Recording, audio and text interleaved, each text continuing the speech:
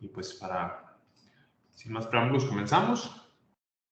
Nos habíamos quedado en la parte de explicar el sentido general de lo que es el derecho para que fuéramos comprendiendo el contexto de lo que vamos a estar viendo. Y ahora vamos a ver los mismos elementos, pero aplicados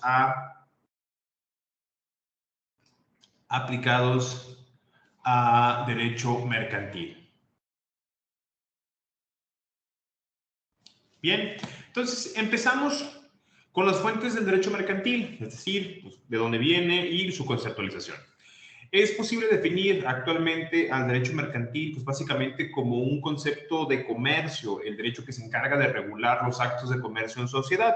Básicamente, esa puede ser el campo de aplicación de las normas mercantiles y el derecho mercantil de nuestro país. Es por eso que se le considera como si fuese una rama, vamos a decirlo, autónoma del derecho, porque si bien su regulación también es el comportamiento de la sociedad, del ser humano en sociedad, pues obviamente va a regular la parte de los negocios, la parte comercial, la parte lucrativa de esta sociedad. Entonces, pues bueno, va a ser un derecho, digámoslo, específico, un derecho autónomo y pues una rama especializada del derecho. Entonces, todo esto para poder llegar a la definición del derecho mercantil, entonces sería la rama de derecho privado que regula las distintas relaciones jurídicas que se derivan de actos de comercio, ¿sí? De actos de comercio.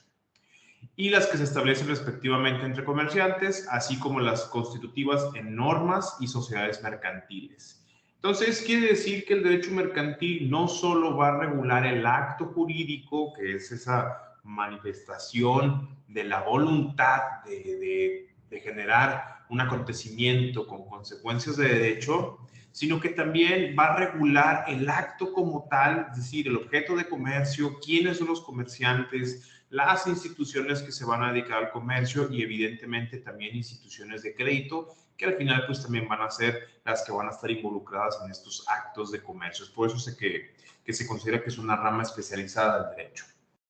Bien.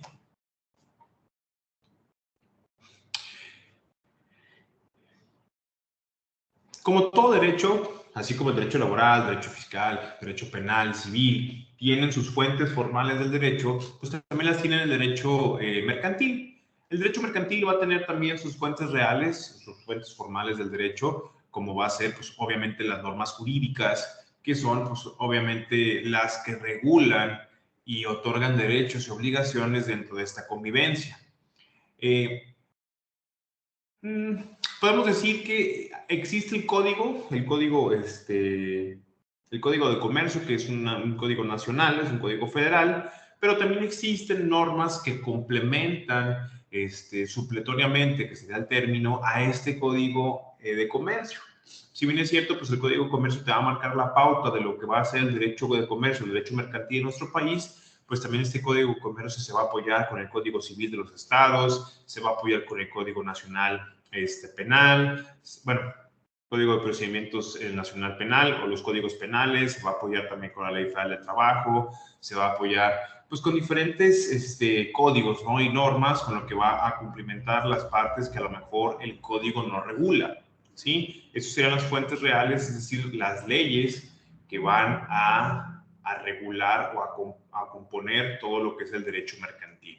Por otro lado, también tenemos las fuentes históricas, que es pues solamente de dónde viene la ley, de dónde viene el derecho mercantil, cómo surge y cómo se da, pues solamente nos podemos remontar hasta la época del trueque y un poquito más atrás, pero la idea pues es que venga más o menos con leyes anteriores como la ley de quiebras y suspensión de pagos o el Popol Vuh, que pues solamente son instrumentos históricos que nos dieron las bases del derecho mercantil actual, en donde a través del contexto social en el que se aplicaban esas normas, pues existía una especie de comercio. Entonces este comercio pues lo que hacía era regularse a través de las normas de ese momento y que al final fungen como fuentes históricas para establecer los derechos mercantiles de hoy en día. Es por eso que les comentaba en la primera clase que el derecho es una cuestión que, bueno, es una ciencia que regula el contexto en el que se desarrolla el ser humano. Yo le pregunto mucho a los alumnos si se sienten identificados con la propia Constitución de 1917, que es la Constitución vigente. Muchas veces llegamos a la conclusión de que evidentemente nuestra Constitución pues ya es muy vieja. De hecho, se considera que es una de las constituciones más viejas del mundo porque el tiempo vida de una Constitución debería ser de 100 años. Y pues nuestra Constitución ya tiene más de 100, ¿no? Y es una Constitución bastante viejita. Pero pues usted tiene el miedo de meterle mano y hacer una reforma estructural y realmente cambiar y promulgar una nueva Constitución como tal, un proceso de nueva promulgación de constitucional. Pero pues se tiene pánico y miedo de moverle a ese instrumento, aun y cuando, pues obviamente la Constitución ha tenido más de 700 modificaciones desde 1917 a la fecha. Lo mismo sucede con el tema mercantil. Sería un poco ilógico creer que en el futuro no se va a regular nuestro código de comercio para incluir el tema de criptomonedas, para incluir el tema de los contratos electrónicos, los famosos smart contracts, para incluir el tema de las fintechs como autoridades o más bien entes bancarios, etcétera, ¿no? Entonces, el derecho regula el contexto, es por eso que va evolucionando y las fuentes históricas, pues al final tal vez nosotros seamos parte de estas fuentes históricas o el código actual sea parte de las fuentes históricas de lo que en un momento fue y lo que obviamente se toma como referencia para seguir evolucionando. Después pues, vamos a tener las fuentes formales, que van a ser los medios o formas utilizados para la creación de dispositivos jurídicos o normas jurídicas que se van a, pues obviamente, externar o a controlar la conducta exterior de las personas a través de estas normas. Y aquí podemos hacer una breve identificación de estas fuentes formales y pues serían la legislación. La legislación, recordemos que es básicamente cualquier ley, norma, código, ¿qué más hay? Reglamentos, etcétera, que le van a dar el control o le van a dar este acotamiento a la actividad del ser humano y pues obviamente a regular los actos de comercio. Regular la conducta humana es una regla que reúne todas las causas, circunstancias y todas las condiciones previstas con ciertas características. Se habla que en derecho las normas tienen ciertas características para poder ser normas. De ahí viene el famoso dicho, no es justicia, ¿cómo dice? La ley es dura, pero es ley. La norma es dura, pero es ley, ¿no? La ley no es justa, pero es ley, ¿sí? Al final, atribuyendo el tema de que la ley no busca la justicia, sino que la ley busca el cumplimiento de la ley, ¿sí? Eso es algo que probablemente fue criticado en su momento, pero al final tiene mucha razón, porque la ley no está buscando a través, pareciera que no está buscando la justicia, sino la propia aplicación o cumplimiento de la ley. Recordemos que justicia tiene una connotación más moral y personal que la ley misma. Entonces, por un lado va a tener generalidad, que es una característica principal.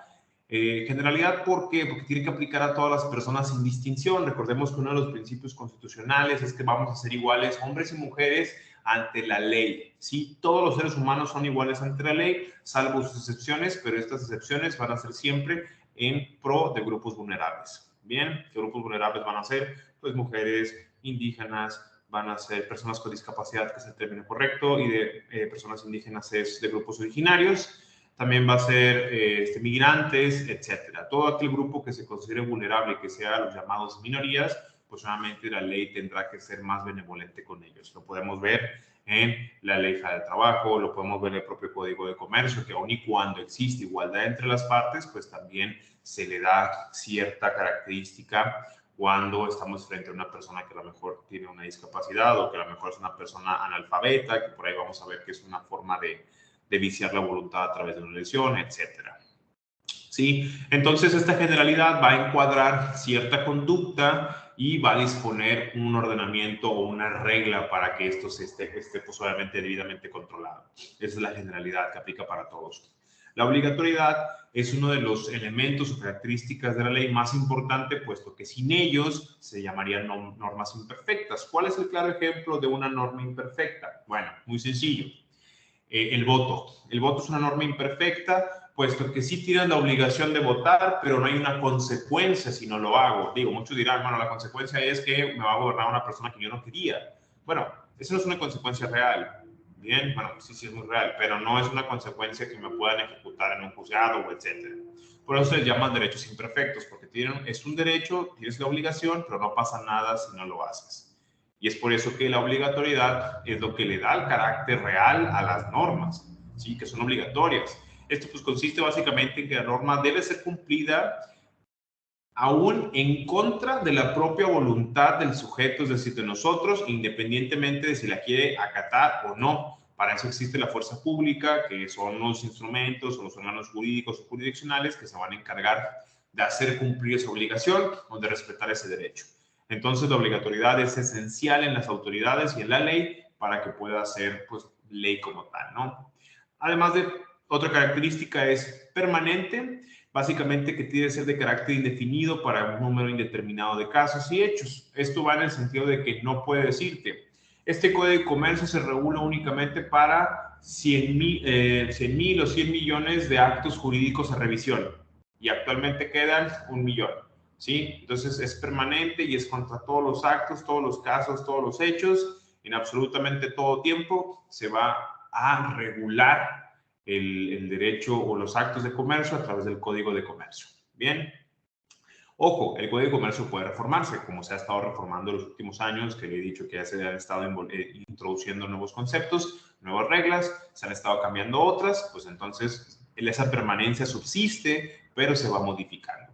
Y por el otro lado, tiene que ser abstracta. Esta parte de la abstracción, pues solamente habla sobre la aplicación futura de la propia norma y de la conducta humana. Es decir, no puedo decir, el artículo tal dice que yo hice y por lo tanto voy a hacer, ¿sí? A lo que habla es que tienen que ser actos futuros que puedan depender de la conducta humana y que no necesariamente estén ya realizados, sino que se puedan realizar y que deberán regularse y en su momento resolverse a través del mecanismo que lo va a poner. Es decir, tiene que ser abstracto, es decir, tiene que ser para todo o cada circunstancia que establezca el código sin tener un ejemplo en particular que delimite la propia ley. Y por ahí pues vamos a ver ya más adelante tal vez el principio de relatividad de las normas que solo te aplica a ti cuando ejerces ese derecho, que es sumamente importante y máxime para contadores y todas las personas que se dedican a la administración de las empresas. Lo pueden ver mucho en la parte de los créditos fiscales, más que nada, en donde yo llego y presento un amparo en contra de la inconstitucionalidad de la contabilidad electrónica. Y para toda la gente que le operó la suspensión en ese momento sobre la petición y la evolución a la contabilidad electrónica, que posteriormente a todos y cada uno les dieron palo, así se le dice, pues obviamente esa suspensión únicamente le servía a quien interpuso el amparo. Bien, entonces ahí está un principio de relatividad de la sentencia. Y posterior, solamente ha habido casos en los que se ganan créditos fiscales y nada más le aplica al que ejerció su derecho para la nulidad de ese crédito y no para todas las personas, ¿sí? Hay otros que a lo mejor serían determinaciones de inconstitucionalidad, que pues eso ya aplicaría para todo el mundo, pero de momento la relatividad de la ley o de la sentencia, pues habla que solo debe aplicar para quien movió o ejerció el caso en concreto. ¿Sí? Nos vamos a pasar también, vimos jurisprudencia.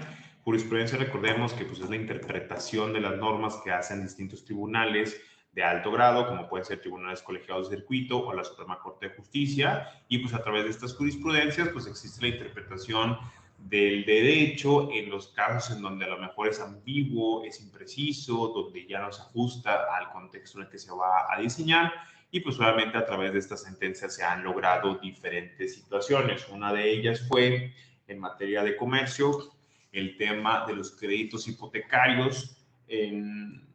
Bueno, uno de ellos muy sonado, y digo, es viejísimo, bueno, antiquísimo, es el tema de los intereses leoninos, ¿sí? Que se habló y se discutió en la Suprema Corte de Justicia en su momento, que no podía superar los intereses moratorios, la cantidad principal, los intereses ordinarios, perdón, la cantidad principal, porque se consideraba que era, pues obviamente, un acto doloso, un acto que generaría un perjuicio a una de las partes, puesto que la idea no era, pues, deber muchísimo más de lo que se está pidiendo, ¿no?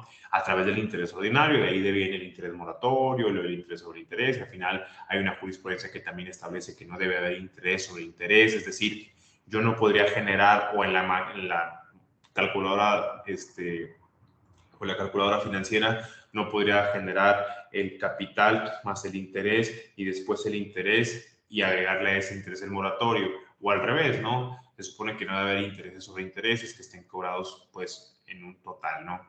Y pues también ha habido cuestiones, les decía, en derecho hipotecario, para no dejar ahí el tema al aire, en donde el famoso cobro del seguro o coaseguro que viene ahí en los créditos hipotecarios, pues era una cuestión que podías nulificar inclusive el contrato, y ya evolucionó el criterio y hoy en día únicamente quitas ese concepto de cobro cuando tienes un adeudo y pues ya no forma parte de tu sentencia, por así decirlo. Bien. Y por otro lado, pues vamos a tener por último como fuente formal usos mercantiles y bancarios. En esta parte, pues es la forma, vamos a decir, la práctica más arraigada, general y notoria de lo que es el derecho mercantil.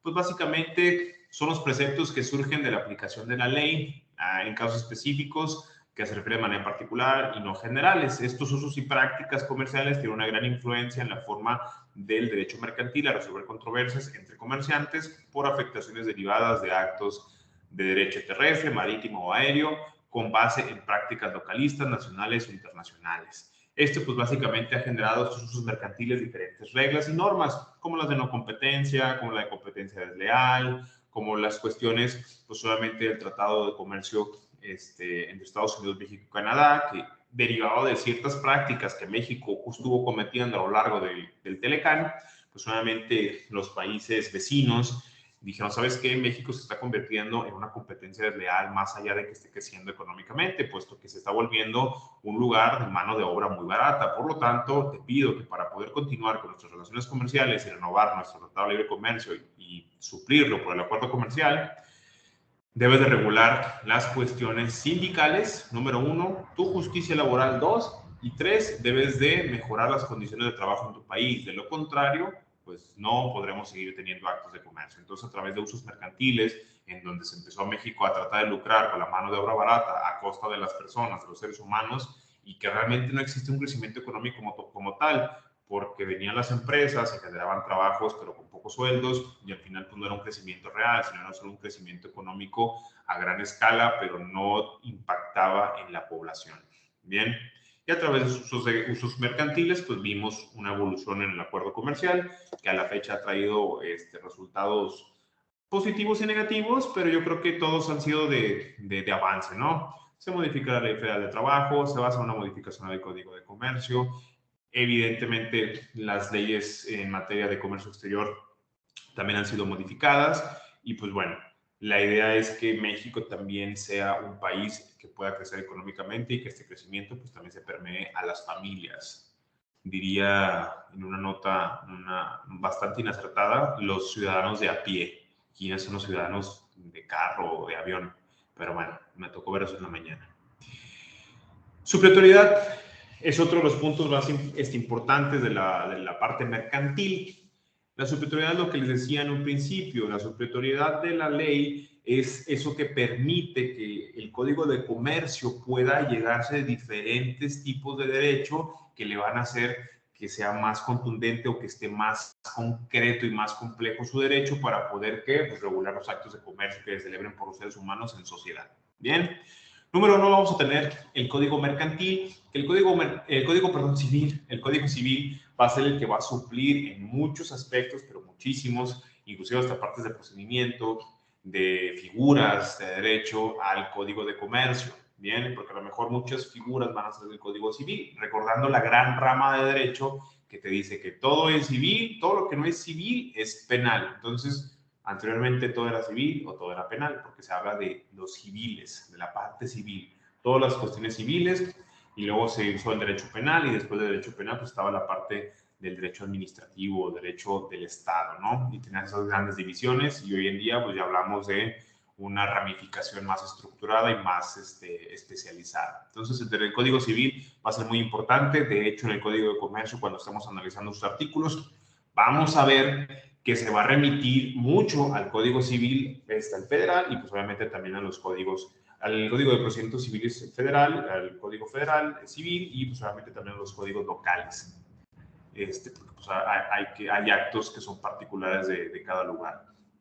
Los principios generales del derecho, como se los comentaba, son enunciados de pura lógica que permiten, pues, nuevamente llegar a resultados a través de ejercicios de sana crítica y sana lógica. Entonces, estos principios son utilizados por los jueces para realizar argumentos integradores de lagunas legales que puedan existir o para interpretar normas jurídicas cuya aplicación tal vez sea dudosa. Estos son los famosos controles difusos de constitucionalidad o de convencionalidad, en donde el juez tiene esa facultad de interpretar a través de la lógica las máximas de la experiencia y decir, oye, a ver, te puedo decir que nadie está obligado a lo imposible. Bajo ese principio general del derecho, le digo a la parte demandante, la parte actora, que el demandado ya está imposibilitado para continuar cumpliendo con su adeudo, puesto que se ha demostrado que ya está en concurso mercantil, no posee ningún tipo de bien, no tiene ningún tipo de cuenta abierta, no tiene ningún tipo de bien ni derecho sobre nada, es decir, no tiene alguna rentita por ahí ni nada por el estilo. Entonces determino que de momento no puede dar cumplimiento a. Y como nadie puede ser llevado a la cárcel por una deuda civil, ojo, si no es fraude, ¿verdad? A lo mejor por fraude sí, de hecho. Pero por deuda civil no, simple así, ¿sabes qué? No pude pagar, ya me quitaste mi casa, ya me quitaste mis ahorros, ya me quitaste mis cuentas, mis derechos, mis negocios, todo, y todavía te debo 3 millones de pesos. Pues entonces en ese momento el juzgado va a decir, hasta aquí. Ojo, puede suceder que si tú te reactivas económicamente te puedan volver a cobrar, pero de momento dicen hasta aquí. ¿Sí? Eso sería una aplicación de los principios generales del derecho en cuanto a primero, nadie está obligado a lo imposible. O de igual forma, primero en tiempo, primero en derecho, en la prelación de acreedores, por ejemplo. Yo soy un deudor y pues tengo diferentes o múltiples acreedores.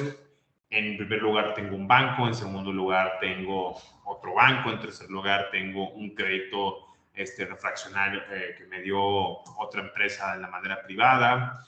Más abajo tengo a lo mejor créditos pequeños por venta de proveedores y luego, pues hasta abajo tengo algún tipo otro de prenda, ¿no? Que debo.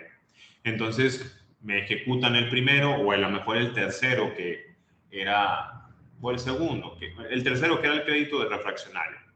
Me ejecuta porque no lo estoy pagando, en ese momento se le tiene que mandar a hablar a todos los interesados y el que cobraría primero es el que está en primer lugar, porque primero en tiempo, primero en derecho. Él fue el que le inscribió primero la hipoteca y está sobre encima de todas las demás deudas, se le llama prelación de acreedores. Pero ojo, esa prelación de acreedores pasa al segundo lado, a un segundo término, cuando se trata de deudas de trabajadores o de pensiones familiares, de pensiones alimenticias, pues. Sí, porque esas llevan primer grado de prelación independientemente de cualquier crédito. Y pues la de pensión por alimentos está por encima aún de los trabajadores. Bien, pues bueno. Después vamos a tener la parte de la costumbre, que recordemos que la costumbre por ningún tipo de razón va a ser generar, pues obviamente, circunstancias de derechos, es decir, yo no puedo ejercer un derecho o presentar un juicio a través de la costumbre, pero lo que sí es verdad es que la costumbre nos ha dado, pues históricamente, el derecho como tal. No los voy a mencionar todo, pero pues obviamente a través de la costumbre se genera el common law, que es la base del derecho, y de ahí viene pues obviamente toda la doctrina en derecho, de derechos humanos y pues obviamente la creación de constituciones, cartas magnas, protección de derechos, etcétera, a través de la costumbre. Pero la costumbre, recuerden, que es el camino antes de que pueda llegar a ser una ley, ¿sí? Pero mientras esa costumbre no puede ser exigible, ya transformándose en ley o en algo que sea exigible con los términos o características que les dije que deben de tener las normas, pues obviamente eso es lo que le va a dar la posibilidad de ser exigible. Bien,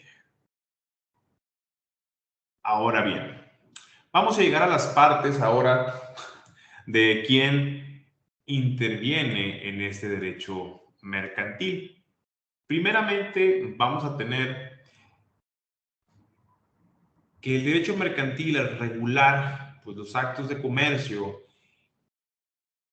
debemos de entender quiénes son esas personas a las cuales se les va a dar esa regulación.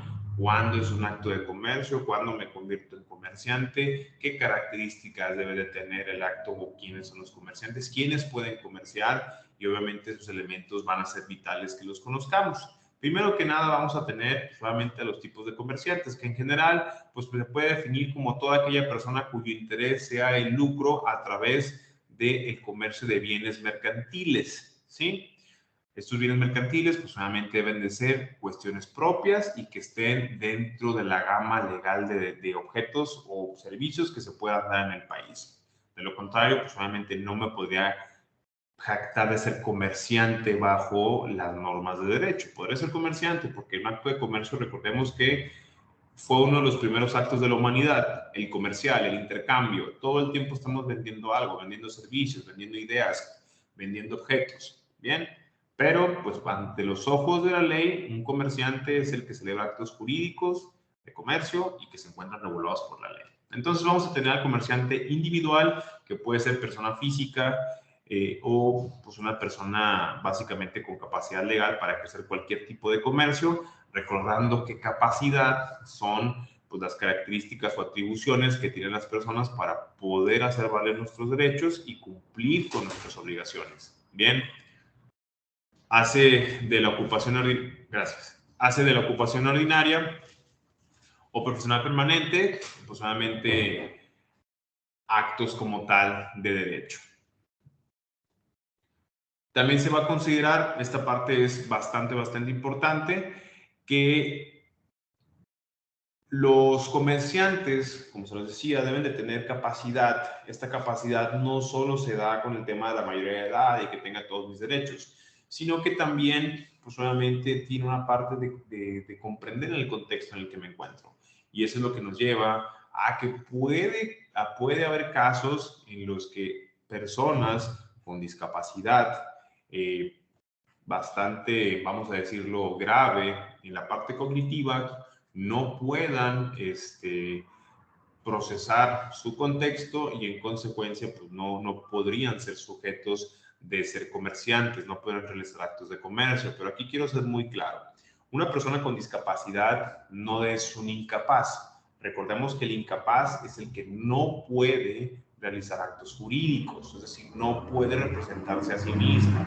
Y una persona con discapacidad es una persona que tiene, derivado del contexto que nosotros mismos hemos creado, pues una diferencia en relación a nosotros, ¿sí? Recordando que la discapacidad es una cuestión de contexto, es decir, la discapacidad es culpa de nosotros, los que nos decimos llamar normales, ¿sí?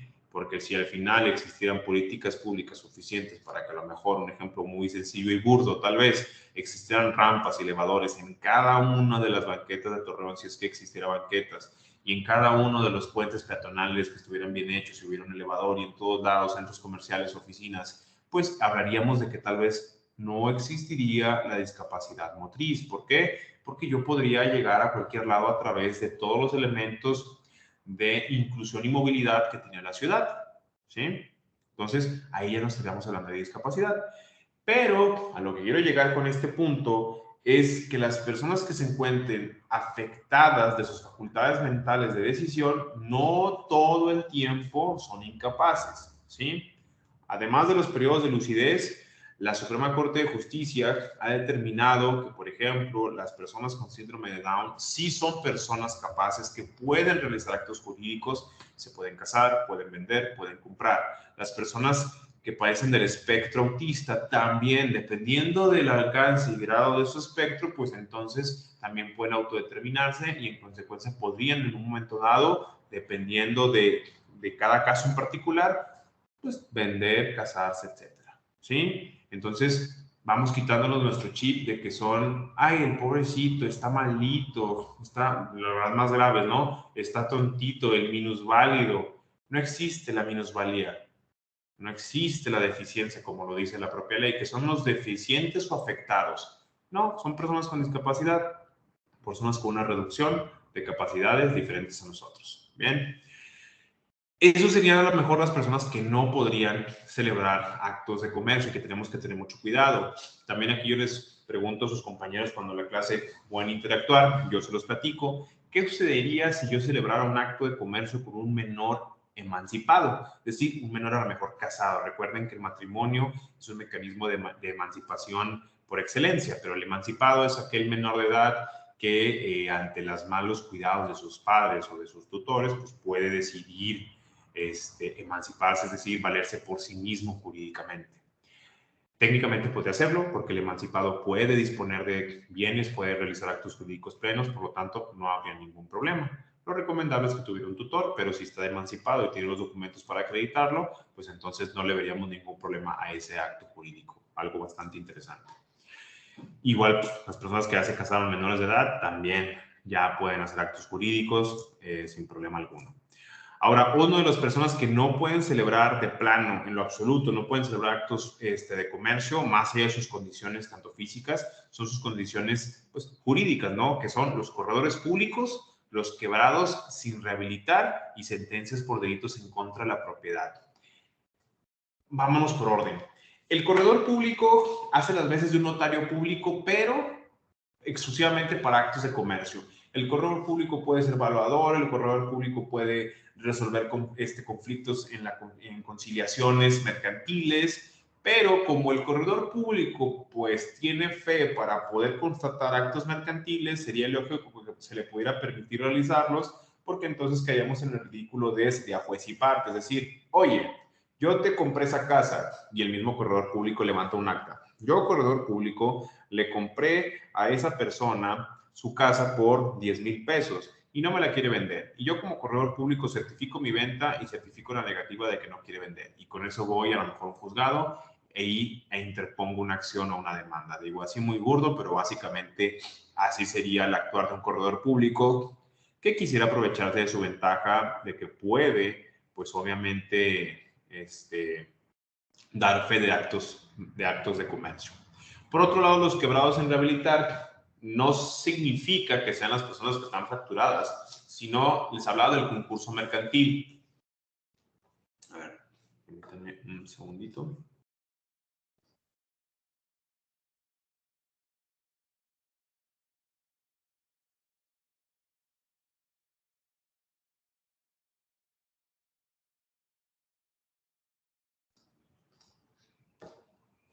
Ya, perdón, eso no de.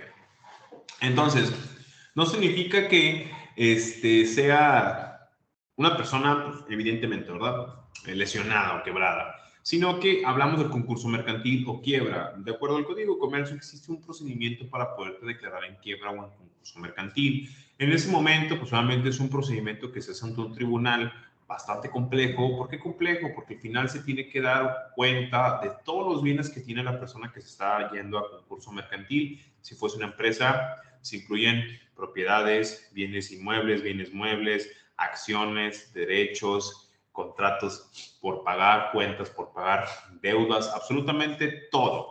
Todo. Haz de cuenta que tú le haces una radiografía a la empresa y dicen, esto es lo que tienes en activos, esto es lo que tienes en pasivos y esto pues es lo que se va a hacer. Y pues solamente hacen un cruce de lo que se tiene con lo que se debe, se manda a llamar a todos los acreedores y aquí otra vez volvemos a tener el principio de derecho, primero en tiempo, primero en derecho. Dicho lo anterior, pues obviamente se pagan primero pensiones alimenticias, posteriormente se le liquida a todos los trabajadores si es que la empresa tiene alguno y después de eso empiezan a pagar todos los actos de comercio pendientes. Si tienen créditos hipotecarios, pues se pagan las hipotecas, se ejecutan, si hay dinero se pagan, si no se empiezan a hacer los embargos de los inmuebles. Es una situación bastante compleja. Y como pues ya está ahí quebrado, ya tiene ese juicio donde se declaró con concurso mercantil, ¿cuál es la forma de rehabilitarlo? Pagando. ¿Sí? Es la única manera de rehabilitar a un quebrado. Ya cuando saldó todas sus deudas, llega ante el juez y dice, ¿sabes qué? He cumplido todo con lo que debo, ya quiero ser un quebrado rehabilitado. Perfecto. En ese momento se le reactiva su calidad de persona para realizar actos de comercio y sin ningún problema. Bien, nada más ahí hay que tener cuidado es complejo, es raro. De hecho, hablando con diversos abogados, es muy rara la figura del concurso mercantil, es raro quien realmente la hace en el país. Es diferente decir, no, ando quebrado, a realmente realizar la figura de concurso. Sí es muy complejo. y pues obviamente los sentenciados por delitos contra la propiedad. Aquí evidentemente pues, yo creo que este artículo, si no está próximo, debería de estarlo para eliminarse, porque al final pues si ya, aquí habla de sentenciados, pero si ya cumples con tu pena corpórea sin ningún problema, pues entonces no debería haber problema por el cual no puedas celebrar actos de comercio a posteriori. ¿Sí? Después vamos a tener, ya terminamos por ahí con lo que es el comerciante individual. Después tenemos a la persona colectiva, que es básicamente son las personas morales o sociedades mercantiles, nacionales o extranjeras, que pueden realizar actos de comercio de acuerdo a su propia composición y estructura, derivados de su acta protocolaria, su acta constitutiva, perdón, y que se encuentren registrados solamente ante el registro de comercio y tengan debida personalidad quienes suscriban los actos o las obligaciones comerciales. ¿Qué quiere decir esto? Recordemos que las personas morales son personas que sí existen, pero existen en un mundo metafísico, en un mundo donde nada más el jurídico. Bien, estas personas morales, pues evidentemente tienen derechos humanos, como se nos decía, porque están compuestas de seres humanos, pero no existen de manera corporal, sino que son un ente que solo existe en derecho, pero sí puede celebrar actos jurídicos. Parte de ellos pues, son los actos de comercio, pero para ello se requiere que cumplan con todos los elementos de validez de los actos jurídicos que les mencioné, y pues obviamente que quien realice estos actos tenga la debida personalidad de representación para poder hacerlo. ¿Ok? Entonces, con eso terminamos la parte de comerciantes con persona colectiva, porque básicamente es lo mismo que vimos ahorita, nada más que ahorita vamos a, en la parte colectiva, hablamos de personas morales. Bien, llegando al tema de obligaciones, la ley o el Código de Comercio establece como obligaciones a los comerciantes pues las siguientes. Anunciar su calidad mercantil. Todos los comerciantes, a través de las publicaciones en periódicos oficiales, en plaza, donde se estén sus establecimientos y sucursales, deben dar aviso público en general a los demás comerciantes competidores, a las autoridades locales y federales de su calidad de mercantil consistente en proporcionar nombre de establecimiento comercial y su apertura para iniciar operaciones, ubicación, giro comercial y nombre de las administradoras con la firma social, las modificaciones que sufra su objeto a fin y la liquidación o clausura del negocio, a fin de cumplir con los requisitos para obtener sus registros y licencias con las cuales pueden realizar actos de comercio. Pues aquí más o menos les puedo resumir que habla acerca de la licencia de funcionamiento y esa famosa apertura de que yo estoy listo para realizar actos de comercio y estas son mis credenciales con las que valido que puedo realizar estos actos y que pues aparentemente son actos lícitos y que no hay ningún problema. ¿A qué va con esto? Recuerden las tiendas de celulares que están pues, en cualquier lado de galerías o en cualquier mall que venden fundas, etcétera, cristales. Bueno, por ahí hubo un caso que tuvimos en la oficina bastante interesante, en donde más o menos funciona de esta manera o puede aplicar esta parte. Ellos cumplieron con todos sus requisitos para poder dar apertura al comercio en el país, sin problema, licencia de funcionamiento, establecieron su local, hicieron su marca, pagaron su renta, todo bien. Un día llegó el SAT y les digo, ¿sabes qué? Requiero que me acredite la legal estancia en el país de todos estos productos, o que me diga, o que me enseñes en su defecto la factura de, no, fue al revés, que me muestre las facturas de todos estos productos para saber que son tuyos. Y ahí la persona les comenta, ¿sabes qué? Pues es que no los tengo yo, aparte son importaciones. Ok, perfecto.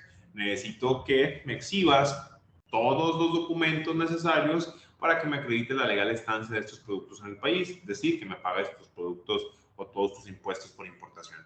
Y de ahí derivó un problema en donde pues no lo tenían ahí, entonces les incautaron todos los documentos, todos los productos, y esto es a lo que voy. Realmente el tema de anunciar la calidad mercantil o anunciar que voy a comerciar no tiene nada que ver con cumplir con los requisitos de los actos jurídicos, que en este caso sería el de licitud.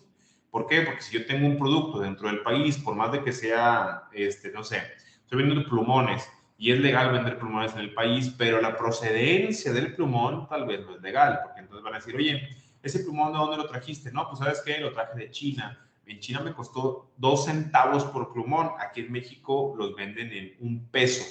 Entonces los que revenden lo tienen que vender por más de 1 peso. Y el que los compró en otro país, pues que les contaban 1 centavo, pues entonces los puede vender en 1 peso y le está ganando pues muchísimo.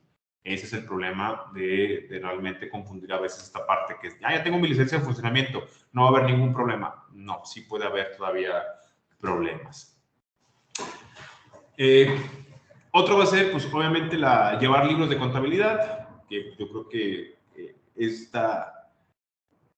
ustedes mejor que nadie pueden saber el tema de administración. A fin de dar cuenta y razón de sus operaciones mercantiles, el comercio les guarda información relativa al manejo de su negocio a través de un adecuado sistema de contabilidad en diversos libros contables, encuadernados, bueno, eso ya no, inventarios, balances, diarios, entre otros, de acuerdo al artículo 33 del Código de Comercio. Entonces, aquí nada más es mantener un buen registro contable en donde se pueda ver los gastos y las ganancias que tiene la empresa para efecto de los famosos acreditables, de que ya ven que ahorita está todo este tema de las operaciones inexistentes y de dónde viene tu producto, quién te dio el servicio, por qué te generó esa factura que la persona, dónde está la materialidad del acto. Pues de ahí viene, ¿no? La acreditabilidad del acto tiene mucho que ver con cómo se opera el acto de comercio. No sé si por ahí, digo, no tienen que responder, nada más si pueden. No sé si vieron que ya salió por ahí una norma, una ley muy pequeña que habla sobre la regulación de las empresas que se dedican a la publicidad.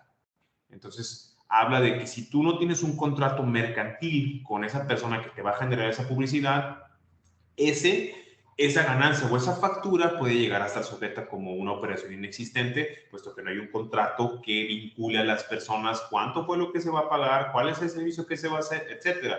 Yo la considero que es una de las formas o una ley piloto para la regulación de influencers y todos estos trabajos que se han generado con las redes sociales, ¿sí? Que realmente van a decir, oye, ok, tú vas a patrocinar esta marca. Sí, sí, sí, ok. Bueno, nada más que necesito que especifiques qué es lo que vas a hacer, ¿no? Sabes que, pues mira, voy a hacer 6 stories, voy a hacer 3 publicaciones y por eso voy a poner 50,000 pesos. Sí, 50,000 pesos por esa cantidad de stories y de una publicación en su Instagram. Ok, perfecto. Muy bien, se hace la transacción, tanto de impuestos, y es una forma de tratar de regularlos, porque de lo contrario, pues obviamente nada más será, oye, ¿cuánto me cobras? Tanto, se depositan, se acabó, yo no genero, me generan a lo mejor una factura, pero esa factura viene de mueblerías no sé qué, y es el problema que quieren tratar de evitar, pero eso evidentemente le pega a las agencias de publicidad debidamente establecidas, que ahora tendrán que mantener esos contratos con sus clientes para que no sufran, pues obviamente, afectaciones sus facturas que emitan, ¿no? Porque tal cual la ley así lo dice, que las empresas que no tengan estos contratos, pues su consecuencia será la nulidad fiscal la nulidad fiscal de los movimientos, una cosa así dice, ¿sí? Es una ley muy chiquitita.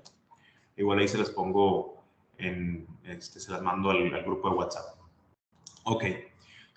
Inscribirse en el registro público de comercio, es lo que les decía, así como las propiedades, que la forma en que ejecutan el famoso erga omnes, que es hacia todos los hombres, como antes se decía, que hoy es hacia todos los humanos, la oponibilidad a terceros de una casa, bueno, es lo mismo con el tema del registro público de comercio. Esta obligación, obviamente, yo no creo que sea de carácter optativa, yo creo que es un carácter obligatorio.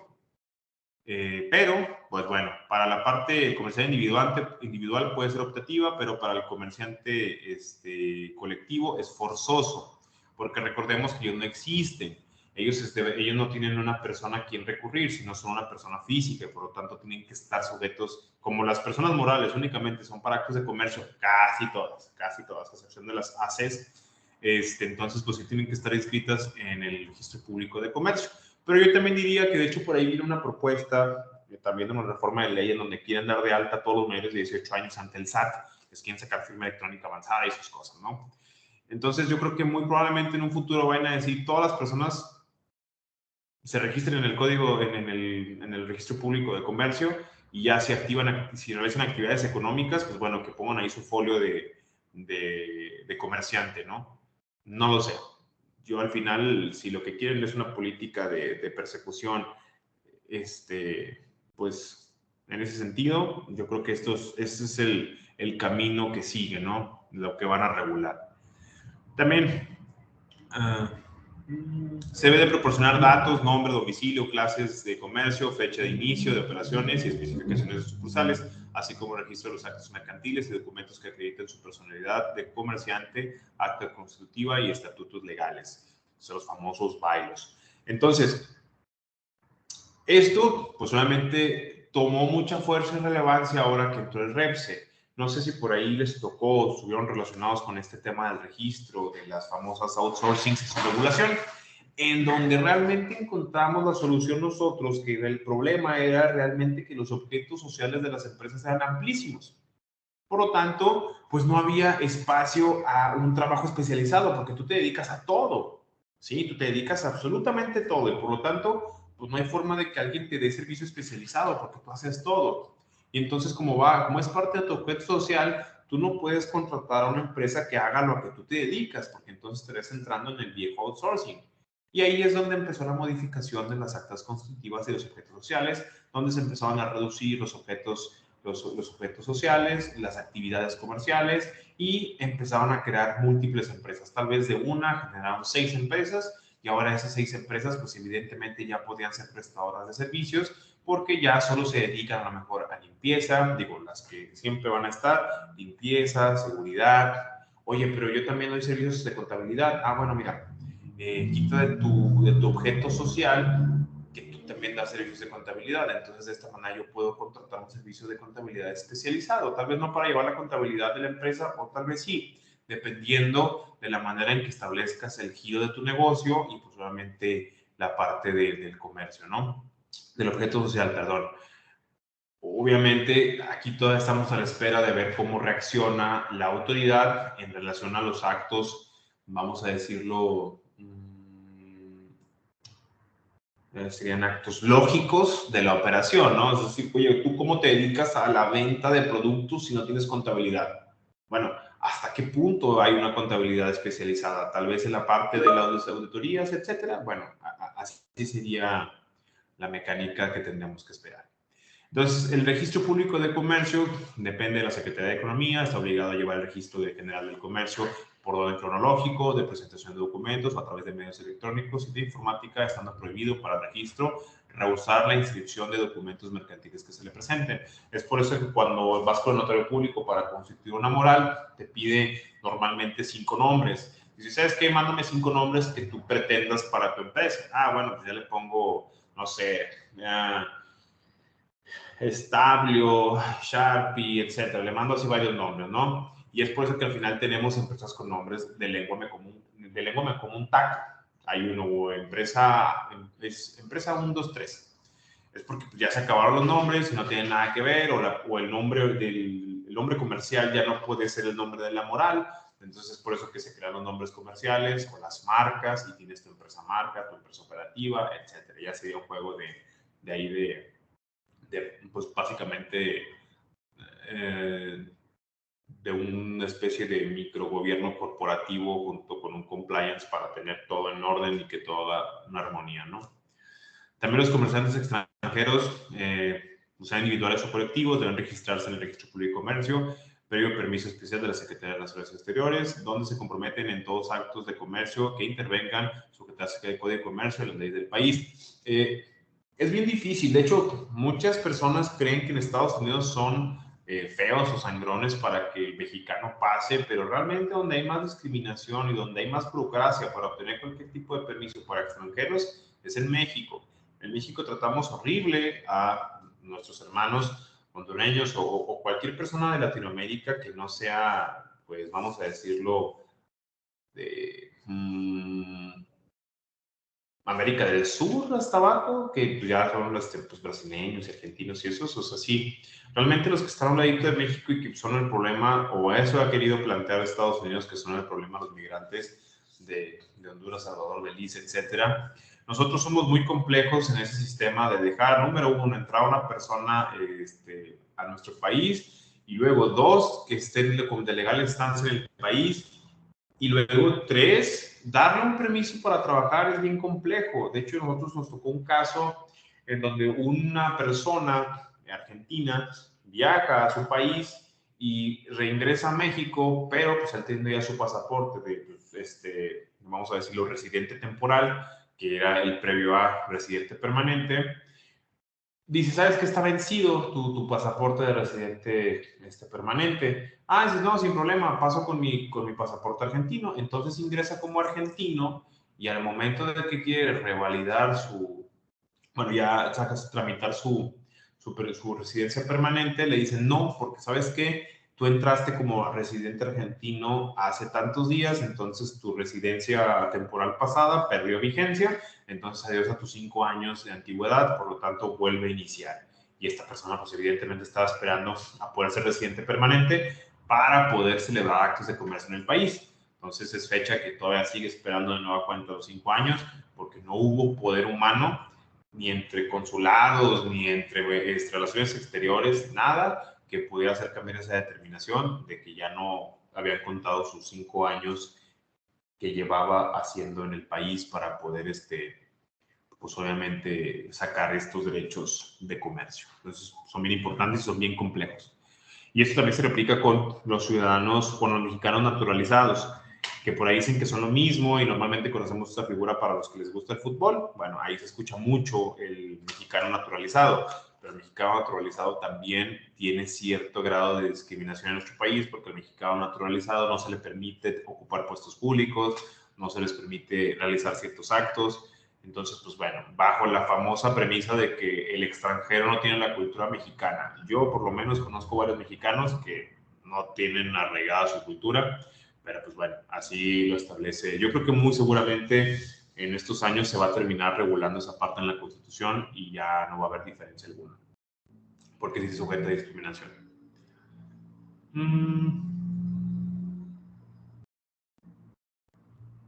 Otro tipo de situaciones que requiero para ser comerciante en el país es registrarme ante el INEGI, que es el Instituto Nacional de Estadística, Geografía e Informática, a fin de proporcionar pues, la estadística de que hey, voy a ser comerciante, en el SAT, evidentemente para el pago de ISR, IVA y otros impuestos de carácter federal y los que se inventen, de la Secretaría de Economía, pues, lo que acabo de decir, el Registro Público del Comercio, y en la Secretaría de Trabajo y Previsión Social para capacitación y adiestramiento, y realmente para que usted pague cuotas sobre los patronales si es que tiene trabajadores. Es importante que los tenga dados de alta. Yo siempre recomiendo, y realmente me da de especialidad como abogado en materia laboral, les recomiendo que siempre, de los siempre, den de alta a sus trabajadores en el Seguro Social.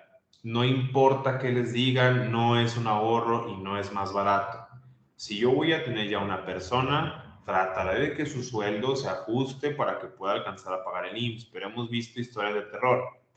Ojo, hay ciertos riesgos medidos, es decir, oye, ¿sabes que esta persona trabaja en su casa y eventualmente, aún así no se recomienda, pero si su trabajo tiene el mínimo riesgo de que les pase algo, háganlo. Porque hemos tenido historias de un trabajador que ingresó a un rancho día 1, no lo dio el seguro porque lo estuvo mañana, lo pateó un caballo y listo. Problema para la empresa, inmenso problema para la empresa. Bien, entonces es importante siempre tratar de cumplir por lo menos con esta situación del IMSS. Pues la Secretaría del Trabajo se encarga de regular estas situaciones. Y bueno, en el caso de que venda, aquí hay una que arma piezas de pistolas, no me acuerdo el nombre de la empresa, pero pues ella tendría que estar inscrita en la Sedena para poder realizar o fabricar estas piezas de escopeta para guardas de seguridad. ¿Ok? Muy bien. ¿Alguna duda hasta aquí? Habíamos dicho que cuando fueran las 4, dudas en WhatsApp que me quieran preguntar y las voy respondiendo.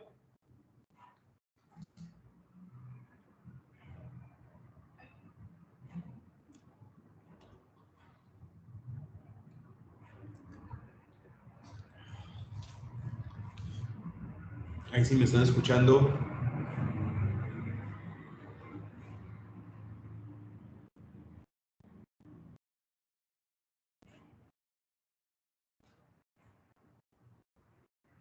Bueno, ok. Entonces, vamos a continuar.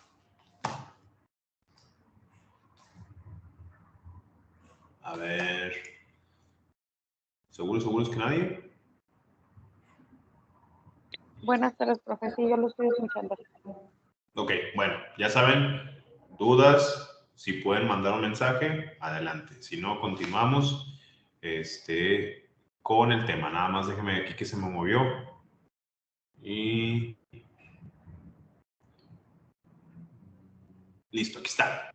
Bueno, vamos a entrar en otro tema de los objetos mercantiles o los objetos que utilizamos dentro del comercio o que están destinados no al consumo directo, sino a servir como instrumentos de cambio y que van a ser la base, pues obviamente, de los actos de comercio. Porque al final, todo acto de comercio tiene una finalidad de lucro, ¿bien? Es decir, tiene la finalidad de acrecentar nuestro patrimonio a través de la adquisición de algún tipo de objeto, producto o servicio, ¿bien? Ya sean en casos dados sistemáticos, pues obviamente siempre van a poder afectar a la industria estos bienes que son destinados para el intercambio. Lo podemos ver que hoy en día la volatilidad de los mercados ha hecho que pues todo el mundo esté reaccionando a lo que va a suceder. Un día vemos las noticias, por ejemplo, soy entusiasta del Bitcoin y no soy de los que te dicen que se va a hacer rico con 2 aplicaciones. Pero me gusta mucho leer acerca de eso, de cómo se generó la moneda de Ethereum, de cómo se generó la criptomoneda, de dónde viene Bitcoin, del famoso mito de que lo creó un japonés y que tal vez no sea comprobable de que lo hizo. Pero al final son monedas cuya respaldo económico técnicamente no existe, ¿sí? Es realmente la necesidad o el valor intrínseco que le da la persona a ese objeto, ¿no? Evidentemente ya está respaldado por ciertas operaciones, tan es así que El Salvador ya decidió convertirlo en moneda de curso legal en el país y que se puedan hacer transacciones a través de Bitcoin. Recordando que pues obviamente el Bitcoin para su momento de creación en 2000 es corto, 2000 es chicos, en 2000, 2001, pues tiene un valor de centavos de dólar. Y hace no mucho alcanzó el estratosférico valor de 1.900.000 pesos cada Bitcoin, ¿sí? Entonces, pues obviamente el derecho va a ir evolucionando y si estas monedas que no se ve que vayan a parar, que de hecho pues el Bitcoin es supuestamente la más estable y tenemos diferentes, y tenemos por otro lado el Ethereum, que es la moneda que ha estado creando los bancos, la parte de la bancada, bueno, los bancos privados han estado creando o trabajando esta moneda, esta famosa criptomoneda para poder ofrecer en el mercado. Entonces, pues toda esta época de volatilidad, hemos visto cómo se han afectado los mercados por el simple publicación de una persona, decir, a mí me gusta esto, o simplemente, ya voy a cerrar aquella empresa, y las acciones caen y suben, y esto, COVID, decisiones internacionales, etcétera. Bien, es por eso que pues, todos estos instrumentos de cambio pues, pueden impactar en el comercio. Inclusive, en la pandemia hubo casos en donde hubo negocios que no se vieron afectados, al contrario, pudieron crecer exponencialmente, ¿sí? Por las necesidades que se generaron en ese momento. Entonces, pues, todo depende del contexto en el que estemos y a veces no toda desgracia, pues es desgracia para todos. Pero bueno, por naturaleza son objetos de actividad mercantil y pues se constituye así porque se utilizan para el ejercicio de esta actividad, ya que se pueden consumir y satisfacen las necesidades del comercio, como puede ser pues, un título de crédito, dinero, patentes, derechos, marcas, etcétera, o mercancía como tal o servicios. El primero que vamos a analizar es la moneda. La moneda, pues por antonomasia, es el bien de transacción clásico, ¿no? Es decir, la moneda es con lo que voy a comerciar por excelencia. En teoría, se deberían hacer todas las transacciones con la moneda de uso nacional, ¿sí? El peso. Pero existen maneras de poder, obviamente, realizar transacciones con moneda extranjera y siempre dentro de esos contratos debe de venir una cláusula en donde se especifique el tipo de cambio. Yo así se lo recomiendo, porque si en ese momento usted a lo mejor tuvo la posibilidad de poder realizar esa transacción en una moneda extranjera, pues asegúrese el tipo de cambio. Tal vez usted diga, oye, pues la moneda a lo mejor el dólar está... Imagínense las personas que hicieron transacciones en dólares cuando costaba 10 pesos o cuando costaba, no sé, 16 o 17 pesos y de repente amaneció en 22. Pues evidentemente sus deudas eran altísimas porque se les aumentaron únicamente por no prever dentro de su contrato en moneda extranjera un valor tasado del dólar, ¿sí? Un tipo de cambio. Entonces siempre es importante ponerlo. El tipo de moneda permitida de circulación es el metal, el billete impreso por el Banco de México. Ojo, la moneda es subcontratada.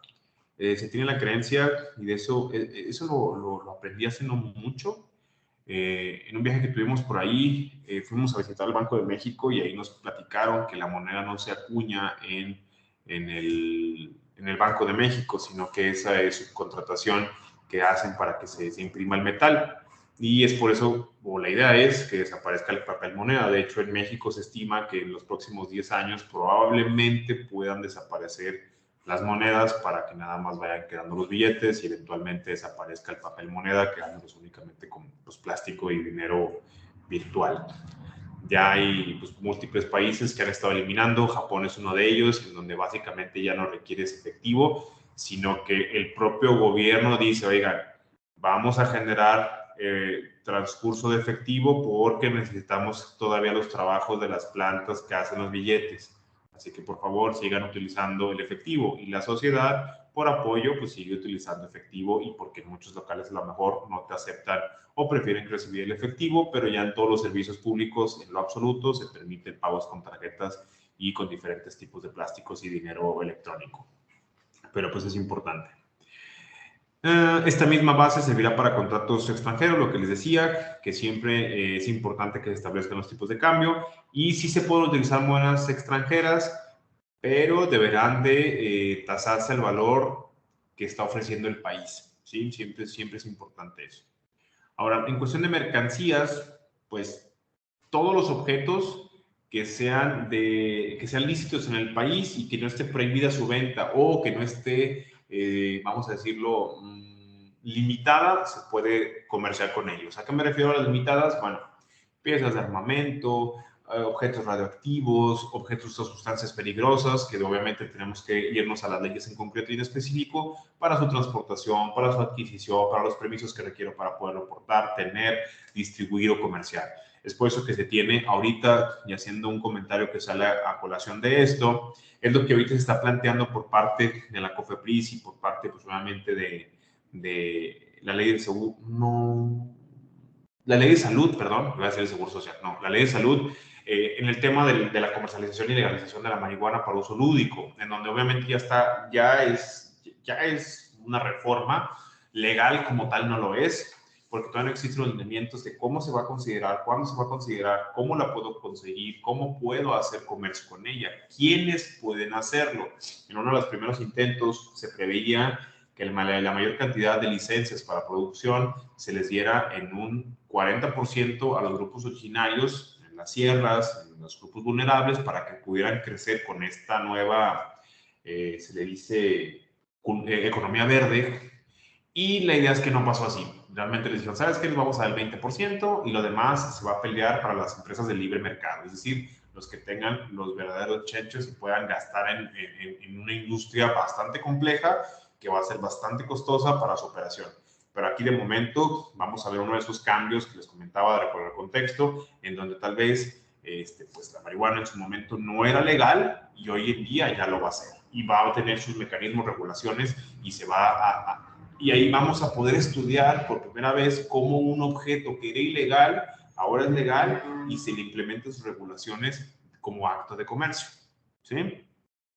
Eso va a ser bastante interesante de analizar a nivel académico y pues obviamente también como abogado, ustedes como administradores o contadores o personas encargadas de administración en general, pues también lo tendrán que ver porque va a ser un negocio que al final van a poder a lo mejor estar participando en la parte, en el aspecto financiero contable, ¿no? Decir, oye, pues se vendió tanto, tantos kilos, fue tanto, distribuciones de esta manera, hay que conseguir ciertos camiones de estas situaciones, etcétera. Entonces, es una situación bastante novedosa en el país.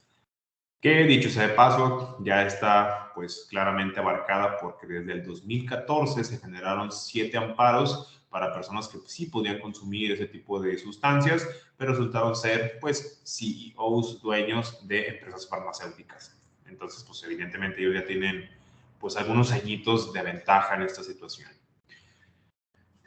La parte de derechos de autor, bueno, por ahí se maneja de manera doctrinaria los derechos de la clientela, que es básicamente los derechos que tienen las personas que van a adquirir como clientes de un vendedor de acto de comercio, los derechos que puedan llegar a tener, que básicamente para eso existe la Profeco, ¿no? Que es la que regula la calidad del servicio que se está otorgando dentro de los actos de comercio. que para mi gusto y por las experiencias que he tenido en Profeco realmente podría no existir y no pasaría nada. Sí, sí hemos visto en la televisión que llega una persona y, ay, vendimos, en vez de decir 3 por 100, 100 por 3, y va y exige que le den 100 cervezas por 3 pesos. Bueno, existen esos casos, esas notas, pero realmente cuando quieres exigir el cumplimiento de un seguro porque la aseguradora no funcionó, no puedo hacer nada, solo dictamino que no quiere y vete al juicio mercantil o vete al juicio civil. Entonces, ¿para qué estás, Profeco? ¿Qué es lo que haces cuando su reglamento o su ley establece que posible puede realizar dictaminaciones, puede dar avalúos de reparaciones, puede inclusive ir a retirar licencias para actos de comercio, etcétera, pero al final pues no lo terminan haciendo. Otro es el derechos de autor, es el registro solamente ante, bueno, tenemos derechos de autor y la de propiedad intelectual, que uno es el INPI, que es el de Instituto Mexicano de Propiedad Industrial, perdón, y luego tenemos el INDAUTOR, Instituto Nacional de Derechos de Autor.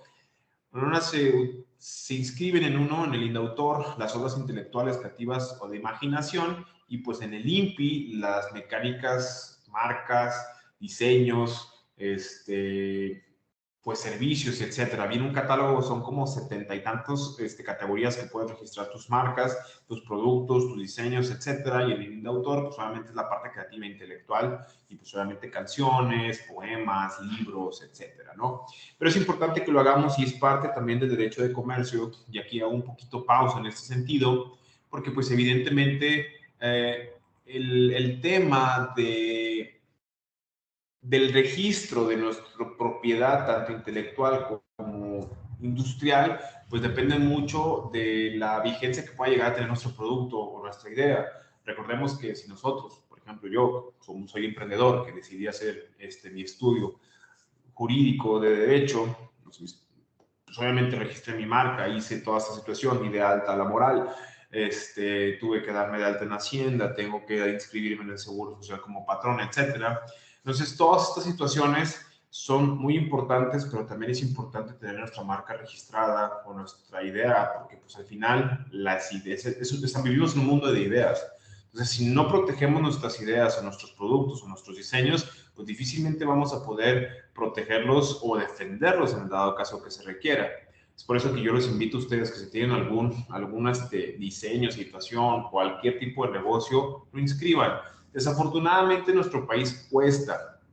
En otros países es completamente gratuito o la cuota de recuperación es una nada. Pero aquí en nuestro país sí son de que, oye, deposítale 1,300 pesos para que pues inscribas tu marca y todo, y te voy a dar 10 años de vigencia.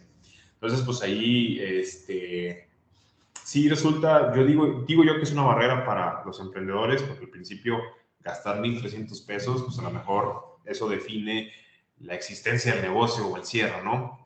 Entonces, pero sí es bien importante y sí recomiendo a sus clientes que tengan esta parte del registro de sus marcas, de sus productos, de sus servicios, que inscriban sus canciones, que escriban sus poemas, sus libros, sus ideas, que todo lo tengan registrado. Y si no pueden hacerlo, un tip muy sencillo para hacerlo: pongan todo su producto, sus canciones, sus poemas, lo que quieran registrar y no tengan dinero para hacerlo, métanlo en un sobre, lo cierran, van a Correos de México, se lo envían a ustedes mismos y no lo abren. Y llega a haber algún problema, bueno, la ley te dice que deberás acreditar tendrás que acreditar de forma fehaciente que tú fuiste el primer poseedor de ese derecho o el creador de ese derecho. Entonces, Correos de México es un mecanismo idóneo para acreditar que desde esa fecha tú ya eras propietario de esa propiedad intelectual o industrial. Es decir, oye, mira, te lo ofrezco un juicio a sobre cerrado, que dentro de ese sobre obran los planos del diseño de ese tornillo, que es mucho antes de lo que él dice que lo creó, y sería mucha coincidencia que fuera cierto. Entonces, pues ya, a través de ese proceso, que es muchísimo más económico, se puede realizar una defensa un poco más estable, pero realmente les insisto, lo mejor es inscribirse. Y pues bueno, con esto vamos a dar por terminada la clase del día de hoy. Mañana les voy a pedir, si es que pueden, le echen por ahí una leída a los primeros 10 artículos del Código de Comercio, recordando que el Código de Comercio, pues obviamente Más bien, en todas las leyes, en los primeros de 10 a 15 artículos, se va a establecer el motivo, el objeto de la ley, qué es lo que va a regular, quiénes van a participar, cuáles van a ser las características de la ley, etcétera. Siempre van a ser entre los 10 primeros a 15 artículos que se van a establecer el porqué de esa norma. Bien, entonces, pues con esto vamos a dar por concluida la sesión del día de hoy y mañana nos vemos para la siguiente sesión. ¿Alguna duda, pregunta ya para terminar? Sé que están trabajando, si no, por WhatsApp.